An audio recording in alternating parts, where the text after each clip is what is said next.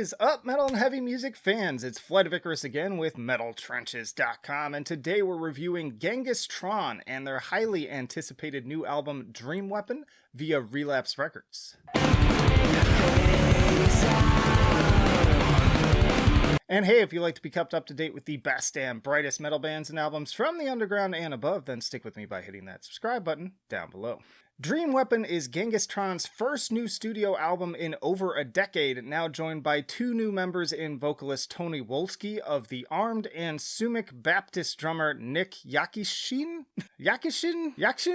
Damn you! You get him the easy ones! What follows is a marked departure for the band, trading their previous chaotic breed of mathcore for a dreamy mix of rock, post-metal, and electronic music. Once more recorded and produced alongside longtime collaborator Kurt Ballou.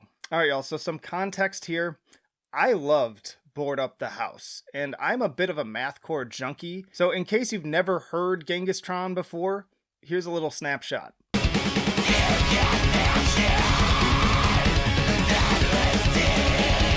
So Dream Weapon is not that. that is the first thing we need to come to terms with here. My first reaction when I was listening to this was, what the fuck? Like, just repeatedly over and over again. What the fuck? Like, I just could not comprehend. This is a big realign your expectation album, because when it comes down to it, like, this is not, in my opinion, it's like not even a Genghis Tron record. It's a good record.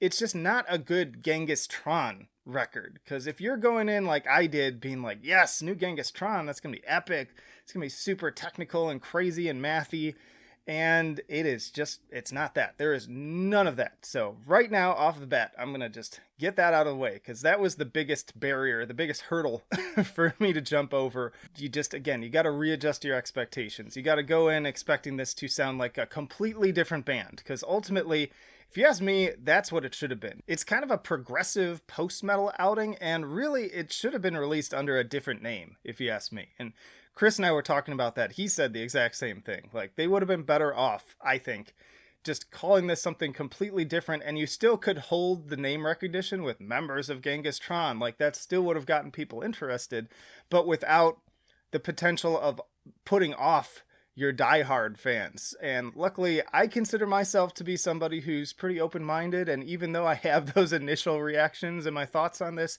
it rarely leads to me like being pissed off at the band. But I see plenty of people who do go that direction, unfortunately. But yeah, there's pretty much nothing remaining that even resembles Genghis Tron's previous sound on here. There's some in like the guitar tone and the electronic elements, some of the atmosphere, but aside from that, like, also no harsh vocals, no heavy songs, really. Like, this is all just like a big dreamy soundscape. In a way, it kind of reminds me of the Cave-In trajectory too, because that one surprised me a bit when I heard the new Cave-In album. Going back and re-listening, I had to like double check myself that this wasn't some sort of Mandela effect thing, that I misremembered what Cave-In used to sound like, and I went back and was like, okay, I'm not crazy. They just changed their sound. This seems to be kind of a thing right now, and that's fine if that's what people want to do. But I didn't really even know how to start this review, so yeah, as you probably noticed, we're just going to kind of have a chat here.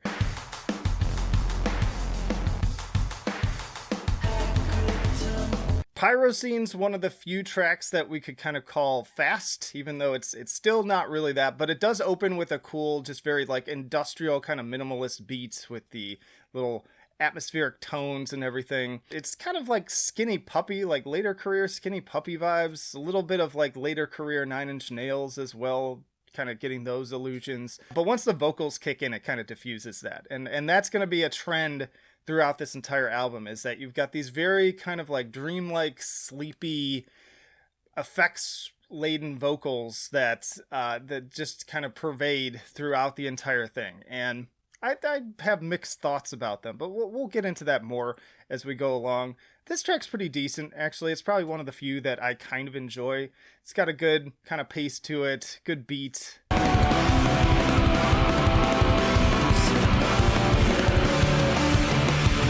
Dream Weapon, the lead single, this is probably the fastest track on the album, and I think that was shocking to me too, because I heard that track initially and was kind of like, okay, I could see how, like, maybe this is one of the, like, chill tracks on the album, but it's still fast enough that it makes me feel like there's still going to be the aggressive ones. No. If you didn't like this track, you're probably not going to like the album, because this is the album. Like, this track is what you can expect from the album as a whole, except often slower and more expansive, more atmospheric. I like the constant cascade of drums on this one. It's probably my favorite part. But again, least favorite part, the vocals. Like, they're just okay. There's not enough range to them. I miss having like some cleans, some harsh. Even if they wanted to ditch the harsh vocals, a little bit more variety in terms of how the vocals are being delivered. Again, I think I get like kind of what they're going for and why they maybe purposefully didn't do that, but it just doesn't make for the most interesting sound to me. Desert Stairs is just a straight up ambient track. Like, think of the latest Loathe album. If you listen to that, The Things That They Believe, very similar in style to that. Just a pure soundscape, no drums, all synth, just fully atmospheric, and it's fine. Like, there's nothing I find particularly special about it. It fits well within the context of the album, but beyond that, I'm not going to like pick this one out as one that I'm going to listen to over and over again. Alone in the Heart of Light stood out to me because I don't know how many of you have ever gone and seen Blue Man Group. I'm from Chicago, so I've actually seen them twice. When they bring out that big row of pipes with the little paddles and they all play them together with the...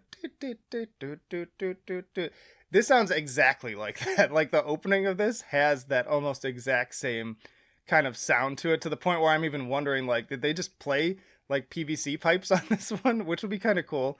But yeah, that was the main thing that like jumped out at me about this track, was just like, wow, this is just like Blue Man Group.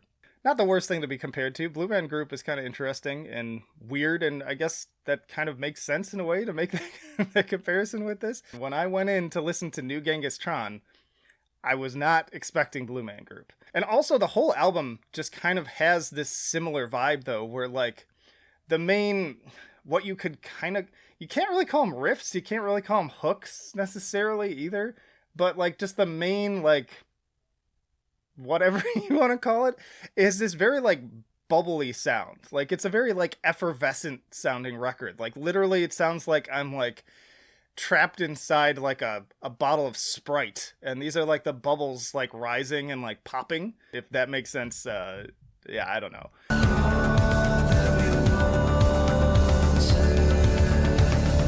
Ritual Circle feels like, speaking of soundtracks, this one reminded me a lot of the Daft Punk Tron soundtrack. Very, very similar vibes, and I actually really enjoyed that soundtrack. So again, that is not a dig in any way, but it's just like the main comparison that came up to me. It's very kind of dramatic and atmospheric. That kind of like really chill electronic dance music, like not for like partying at the club, but more so like kind of shoegaze style dancing, like Charlie Brown dancing. Like, that's what I picture, like sad people dancing. Drags on a bit because it is a little bit on the longer side, but yeah, Daft Punk.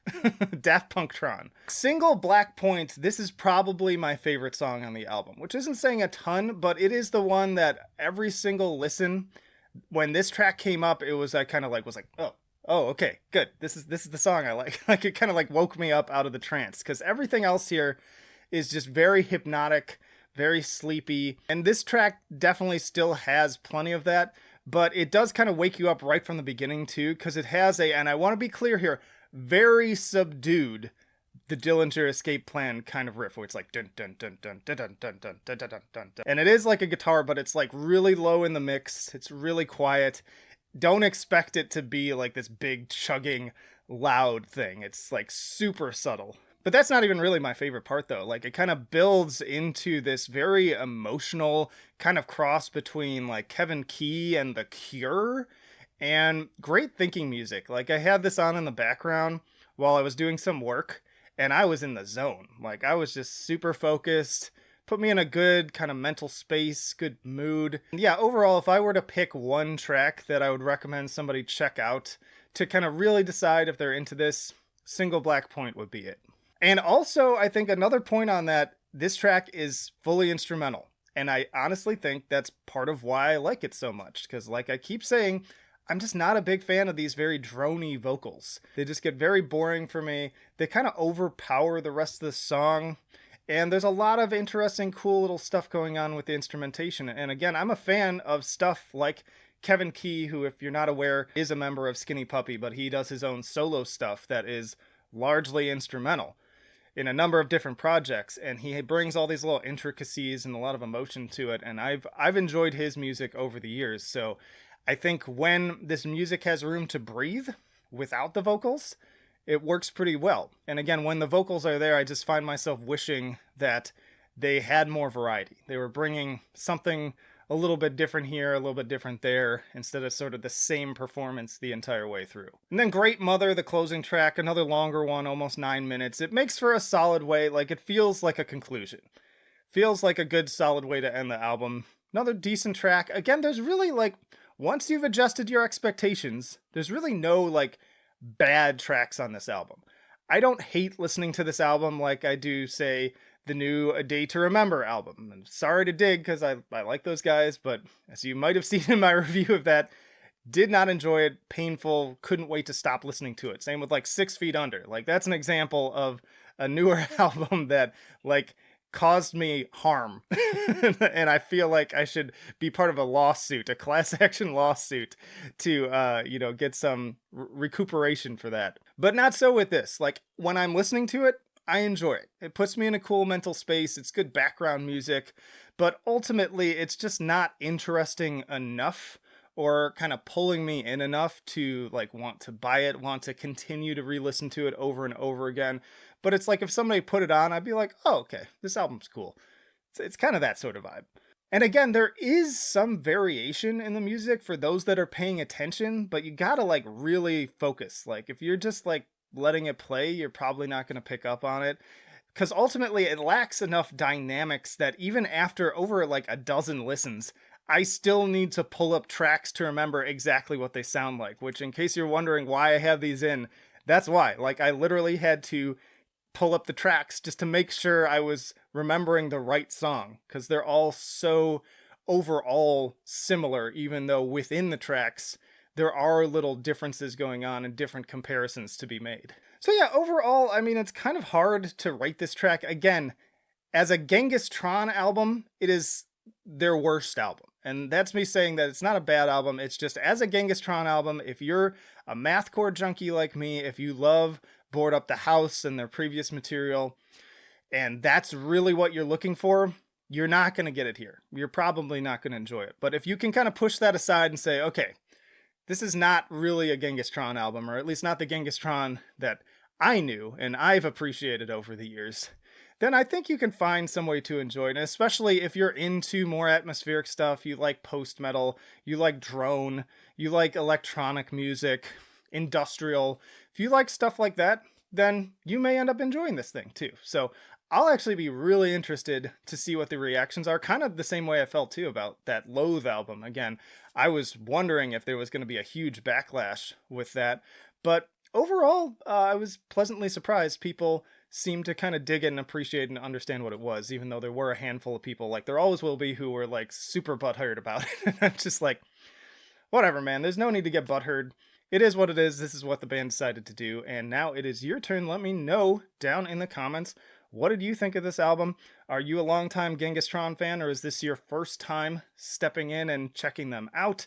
If that is the case, for the latter, please do go listen to Board Up the House. Like, it is available in multiple places to go check out. I think it's even up on Bandcamp, so please listen to that album. It is so fantastic. And of course, stick around. I got plenty more videos coming right after this one. Full album reviews, interviews with bands on the podcast, tier lists, you name it, we got it. So plenty of reasons to subscribe if you have not already. You can also chat with us on Discord and support on Patreon. But that'll do it for now. Flight of Icarus signing off. I will see you in the trenches.